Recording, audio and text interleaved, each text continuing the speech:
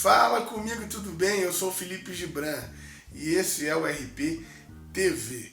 Eu quero fazer um apanhado sobre como eram as mulheres, como a sociedade viam as mulheres no tempo e no espaço de Jesus, ali na Palestina, quando Jesus nasceu, como é que as mulheres eram vistas. Esse é o episódio de hoje, roda a vinheta.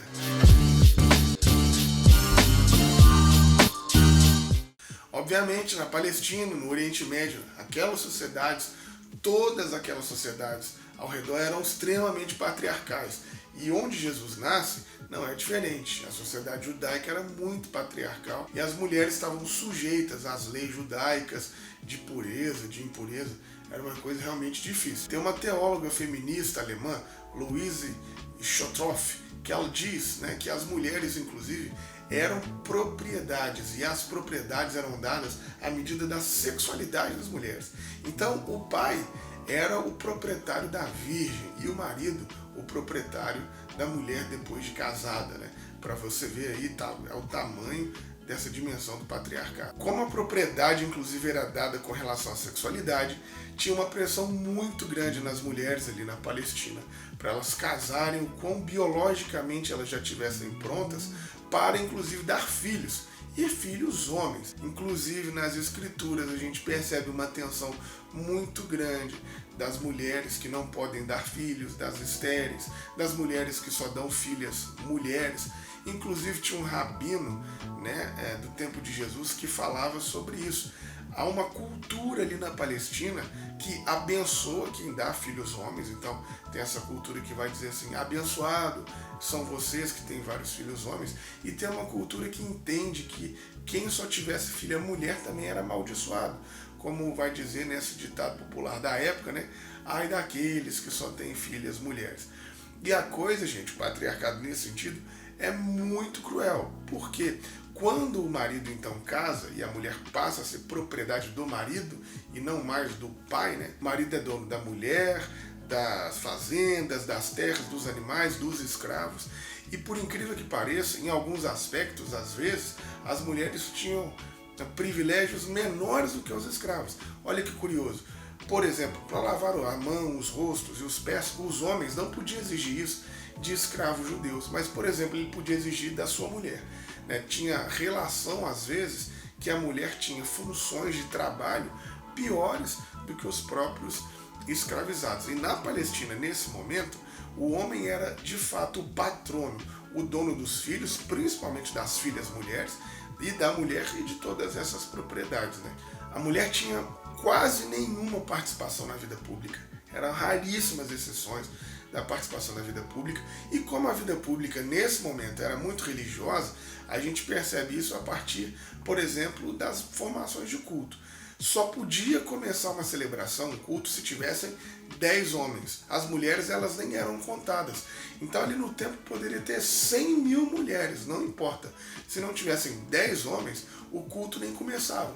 Para vocês verem como que a participação da mulher na vida pública era muito limitada. E essa participação na vida pública era limitada porque, inclusive, a mulher não podia receber instrução. O Rabino Eliezer, do tempo de Jesus, vai dizer a seguinte frase: ensina a Torá às suas filhas, a uma mulher, e você estará ensinando a libertinagem.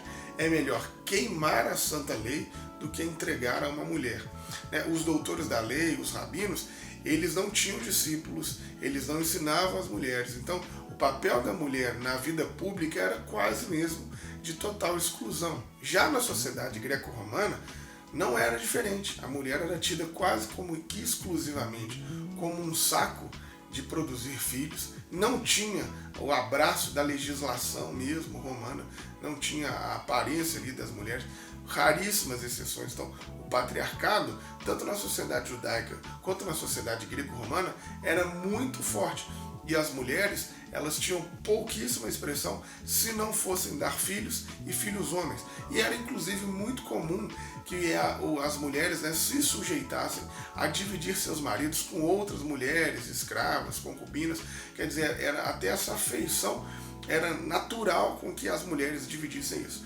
Quando a gente passa para pensar, então, o papel da mulher nesse tempo, nesse espaço da Palestina, quando Jesus nasce, lá no próximo do século I, a gente entende então a dimensão revolucionária, subversiva do ministério de Jesus.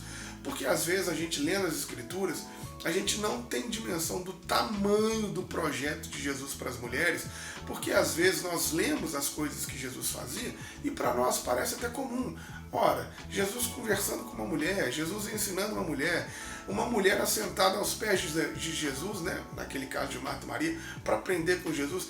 Para nós hoje isso parece até coisa simples, né? Jesus falando ou libertando uma pecadora do apedrejamento. Então, isso às vezes parece simples. Uma mulher ungir Jesus, ungir os pés de Jesus com óleo, enxugar com os cabelos, isso para nós parece simples.